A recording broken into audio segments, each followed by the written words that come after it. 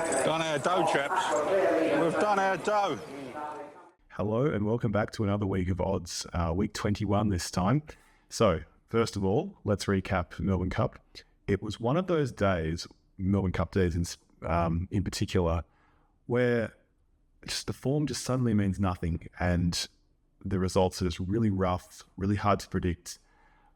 I'd love to actually try and nut out exactly why this is. My thoughts are at the moment that it's a lot of horses that are having big gaps between runs, so they'll sort of have a few runs here and there in the spring. They can't sort of fit into the other really good group races and they sort of end up running on Cup Day, coupled with the fact there's a lot of horses coming from interstate and from the country, and it just creates a very volatile mix. Horses like Garrett Chico that don't often win, like maybe more sort of classic stayers or tougher sort of horses. Bel Air, Catoggio, it just seems like a different sort of class of horse. I'd love to know exactly why it seems to happen on Melbourne Cup Day as opposed to other days. You didn't see those kind of results on Derby Day this year or in general. Like, you rarely see that happen. So that'll be a fascinating one. But in terms of how I went, I got back around $33.79 out of the 50 outlaid. It wasn't too bad considering the roughness of the results. Race 1 was quite good. Barcash and Shining Smile both ran placings, which led beautifully to the trifecta of Tycoon Star winning 20-1. Those two, the Roby Bankers that had to run places, getting second and third. That was really good. We got it wasn't a decent percentage. It was like 1 or 2%, but it ended up being a $13 return, which was great in terms of how much we're outlaying. So that was really good. Quinella as well. Race 2, Quinella and trifecta. So the start was really strong.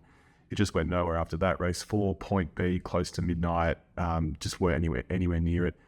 Over full, that was an opportunity because that was quite a strong chance. It did hold a place. It ended up, I think it drifted to 520 for the place or something like that. So that was an opportunity, but there really weren't many. Unspoken was close, but we didn't really have a lot on it. And then, nowhere in the cup. Zadozi was a good run, very happy for the horse and Connections. That was a really, really tough, solid fourth. I mean, everyone would have thought it would have run a place with a few hundred meters to go. So that was really good. But yeah, just nothing after that. So overall, to get back around 34 out of the 50 and only lose $15 around for the third of the money of the Cup Day was good. Overall, that now puts the racing at around about 16.5% profit. The sport is still sitting on third, a bit under 14% profit, and overall, after 20 weeks, it's sitting at 15.77% return. So, not bad for this venture. So, this week, what would be Emirates Stakes Day?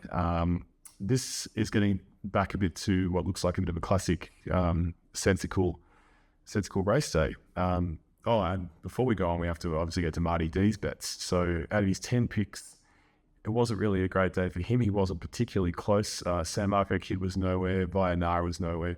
I also liked Vianara. I thought that would run better. Coming down in grade, I thought that was an opportunity at $22 to find a bit of a rough dividend. That just drifted out of the race so quickly. Wasn't to be. So no Vianara. Ascension was no good. Chattahoochee ran a place. Gruzamba was no good. Call Me Vexatious was the first horse gone. Need I go on?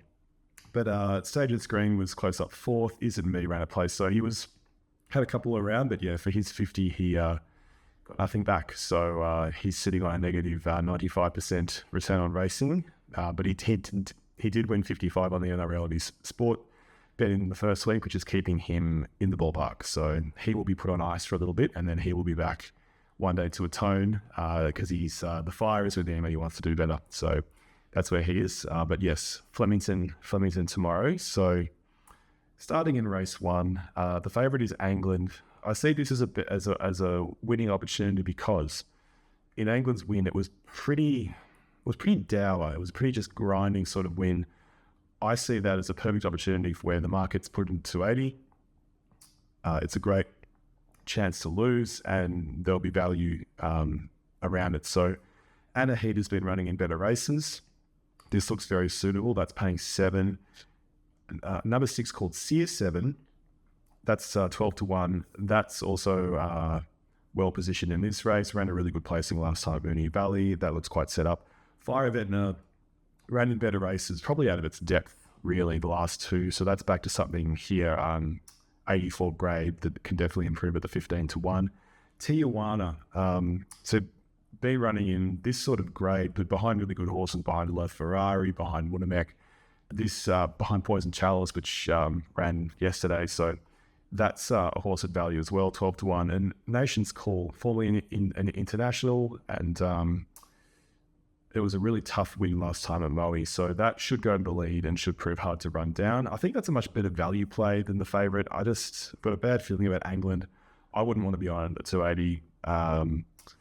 So I'd be doing a Quinella for 1 Nation's Call, 2 to Tijuana, 4 Fire of Etna, 6 CR7, 7 Anahita, and then a trifecta for the same. And Farflung's a bit of an unknown. But yeah, I'd be going on those ones. And then each way on Tijuana and probably Anahita over Nation's Call, but you could go either. So each way on the 2 and the 7. Just with Tijuana, it's run behind Running By as well, which won really well yesterday. So sort of feeds into the form. So that's race 1. Race 2, the English banner for a lot of the first starters. Chisholm was really impressive in its recent trial win, really well bred. Had an I'm Invincible in Switzerland. One of the other ones in the market, Bourbillon. Look, it ran second in a race where they all came from the back and it was really in the right spot. So I don't think you can read too much into that because the winner hasn't really gone on. And so the 550 here, I don't think it's great value. Leave No Doubt, number 1. Really good debut win, but it did have the best run. So taking that into account, I like a few of these other ones. Aliquam, number 6, at odds, also well bred. Angelotti, out of Yes, also well bred. And then Rohesia out of Hanseatic, that's an old favourite. That's a good one as well. And number 11 Within the Law, 2 really good trials. So I'd be doing a Quinella for 6, 7, 10, 11, those 4 I just mentioned. The same in the trifecta plus number 1, Leave No Doubt. Have a go at that is what I'll be doing, and just leaving out Chisholm, taking it on. Same for Bourbillon. So yeah, just going against a couple of those favoured runners in there in race 2. Race 3, Queen Elizabeth Stakes. This is cool. A lot of these are sort of your sort of classic hack sort of stayer horses. Kinesiology, the import adds a bit of interest. It looked pretty sort of just going up and down the one spot in its sort of runs. Don't know how it will handle Australia. The 290 was probably suitable for the race it was entered for in Melbourne Cup Day, but this is a slightly better field, and I feel like that's a little bit unders. You've got horses like Mission of Love, which have been running in decent races, and it's a back marker, and it tried to lead in the Geelong Cup. I'm all for trying different tactics. Didn't either seem to work that day or didn't work for the horse. It does prefer weight ground, but the $19 I think is overs. Ahmad has been really solid lately. It's a horse I would never bet on in a million years just because I think it's a non-winner. But in a race like this, it's very suitable. Barclay Square's hit really good form. Peak form really. It's been running in good 2,500 metre races, so that you can definitely make a case for that. The one I really want to hone in on is Serpentine. It's been running Group 3, Group 1, Group 2, this prep. Tough horse. It's going to lead. There's not a lot of pace in the race. James McDonald on board. It seems to make a lot of sense for me, so I'd like to go each way on Serpentine. And then Quinella's Serpentine is a standout with 2 Barclay Square, 6 Mission of Love, 8 Star Vega, and 11 Steel Blaze. Steel Blaze was scratched from Melbourne Cup there, so giving it sort of another run here, just in case it does something. And the same with the trifecta. Serpentine's a Robbie Baker, the same as Rovers, 2, 6, 8, 11. Also throwing in Ahmad, just for the reasons mentioned. Star Vega's been consistent, and let's see how kinesiology handles Australia. Race 4. This one, over the 200 metres listed. As a betting race, it's probably one of the better ones I like. I just feel that Ray Magnario deserves a win, is close to a win, and this is its time. It's been honing in fourth, third, second, probably down the straight here. Like Flemington, placed every start here. This is the time. So quite keen on Ram Magnolia and a very winnable race. Front page is really good first up. Second up here. Nicolini Beta, the astrologist, they've been trying hard lately. Crosshaven, same deal. It always starts over the odds. It rarely actually does anything, but great value for trifectas if it can. Red Hot Nick was really good last time. Moonee Valley, but up and down with its form. Nadal won that race really well at Caulfield. Blew him away, but it's a big jumping class. So I know it's the 360, 350 favourite, but I wouldn't really want to be on. So that's interesting. I would be going Ray Magnerio and the Quinellas as a standout, with 5 Crosshaven, 7 Red Hot Nick, 9 Nadal, and 14 Moby Dick as the Rovers. And then trifecta, same deal, 4 Ray Magnerio to Rovers 1, 5, 7, 9, and 14. Yeah, I'd be having something, pretty decent on Ray Magnerio with the units we've been betting. Race 5, the Tad Matriarch. This one's a really, really, really good race. Lots of horses in form. Hinged is the favourite. I'm a bit surprised because it's got a poor winning strike rate. It likes it wet, and it's never won at Flemington, and yet it's the favourite in a very competitive race. So I wouldn't be taking those odds whatsoever. Firestorm, the second favourite, wasn't suited at all last time at Moonee Valley. It was slowly run. It was a tight track. It's a horse that wants a big finish. It just had to all of a sudden sprint with everything else at Moonee Valley. Wasn't suited. The 230 was crazy. I mean, let's be honest, like it never should have been that short. But here at the 550, it's a lot better value. There's a lot of sort of Flemington horses. Basilina's going to improve a lot. It's going to love that long straight. $34 for the win 9 for the place. The place is like a very good option there. Be no surprise if Foxy Cleopatra going to a place at 60 to 1. Lavor's probably going to lead and be hard to run down at 25s. Private Legacy, I liked last time, didn't run anywhere, but again, sort of probably wasn't suited that race. Better at Flemington, Craig Williams aboard. You could really say this about every runner. It's why it's such a good race. Quickster's really ready to fire. Molly Bloom was really good last time too, running on. It's going to appreciate the bigger track. And Coco Sun is a massive unknown because it's been running in those super good group races back in the field. It's hard to know how it's travelling, and now it's here at 25 to 1. So it's pretty phenomenal value. I'd be going Foxy Cleopatra 12 and 15 Basilina for the place to have something on them, maybe with bonus bets. I'm going to take a few each way, and this is purely because it is very competitive. Something each way Coco Sun, something each way Molly Bloom, something each way Quickster. Probably use your bonus bets on that one. It's the most likely still to run a place. And number 10, Private Legacy. And then in terms of exotics, I'd want to have something where Foxy Cleopatra's a Roby Baker, and then Robert with 1, 2, 4, 6, 10, 11, 14, 15. And then the same deal with Basilina as the Roby Banker, and just use the same numbers and just swap in Foxy Cleopatra there. And then a big boxed Quinella for 1, 2, 6, 10, 12, 14, 15. Really good race. There's a lot of value. You could just go each way in Firestorm just to make it really simple because it should be improved this time. But yeah, one of the better ones for the day.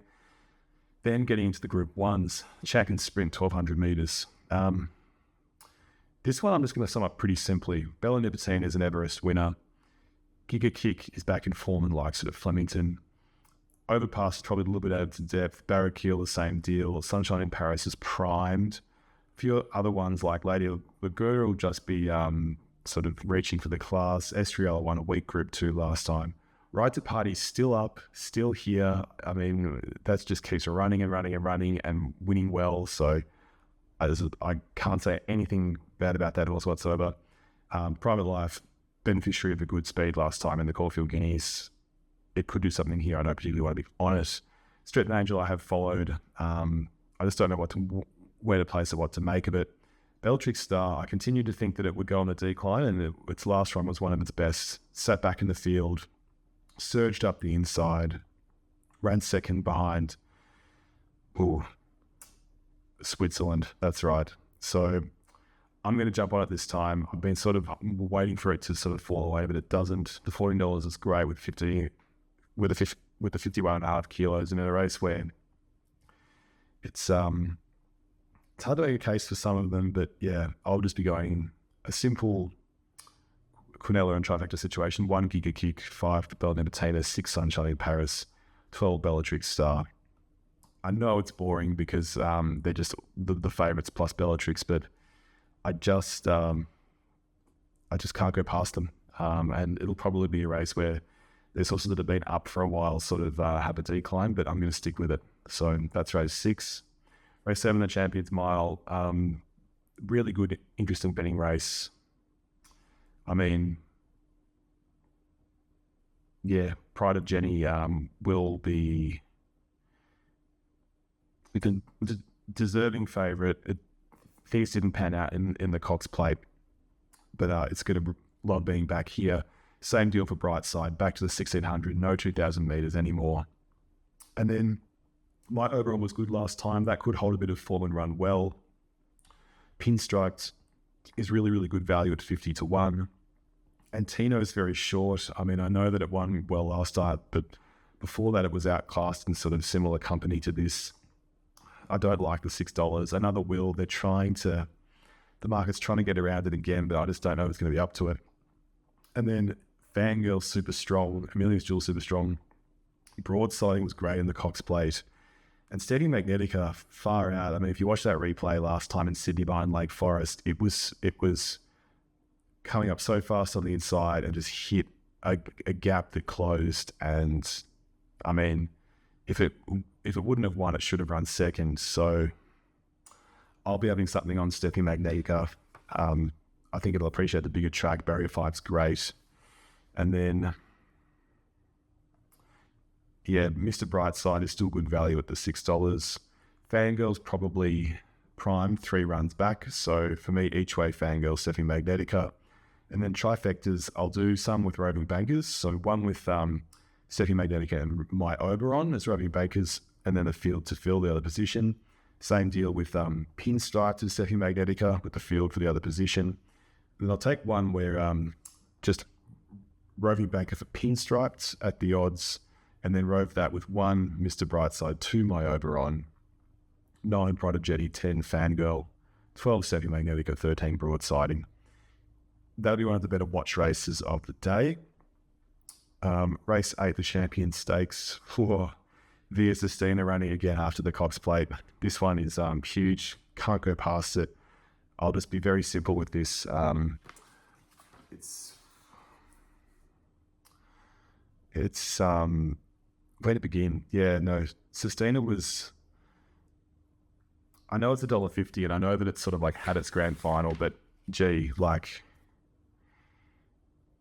it's hard to go past. There's going to be a few that are going to go up for the lead. So Duke de Sessa, Future History, Elias, Royal Champion, to our knowledge, they're all going to go forward. So there is a bit of pace in this. It's hard to know which one of those are going to get a really good run. After looking at it for a while, I mean, you could say that Duke de Sessa's over the odds after winning the Caulfield Cup. You could say Future History's over the odds of 60-1 after winning at Moonee Valley last time.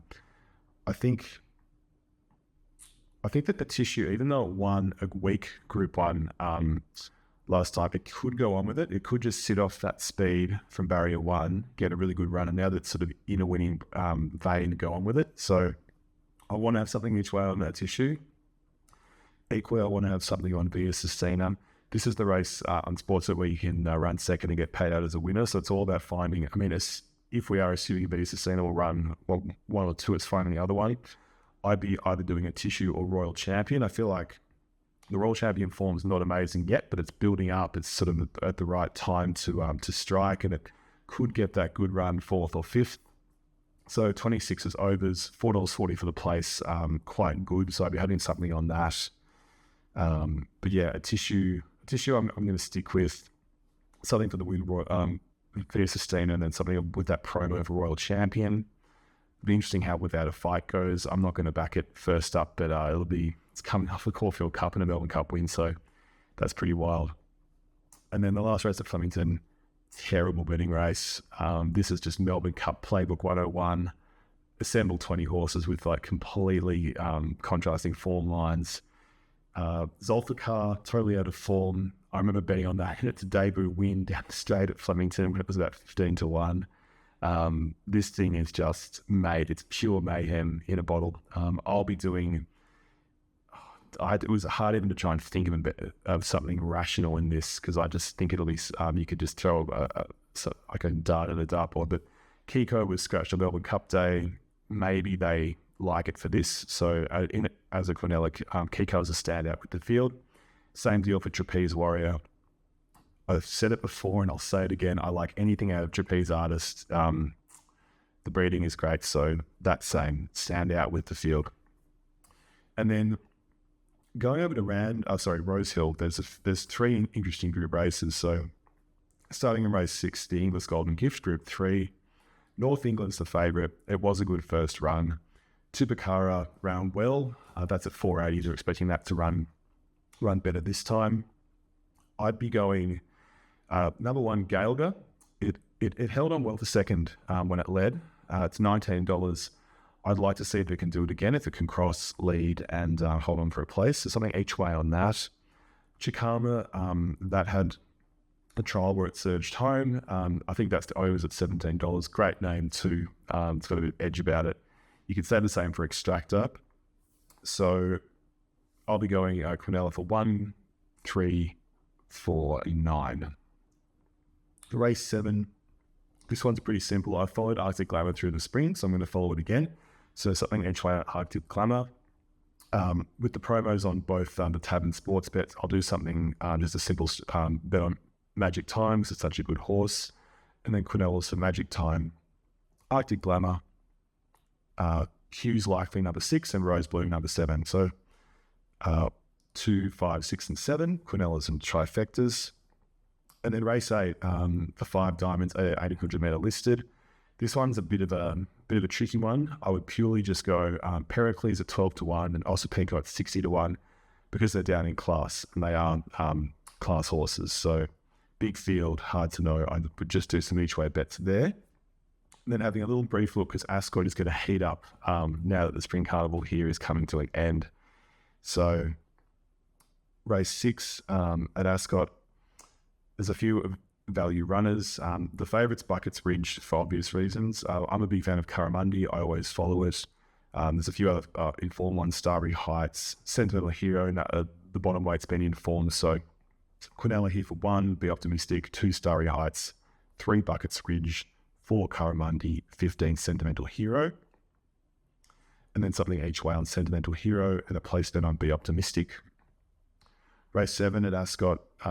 The favourite is September Born. It's only had 2 runs. Got barrier 13. The 240 is too short. In a race like this where you're going a bit up in distance, you've got a lot of horses that are also in form. It's not like you're running against a lot of just beatable people. This is really good. Patron Express, number 12. The win was good last time. 20-1 is overs.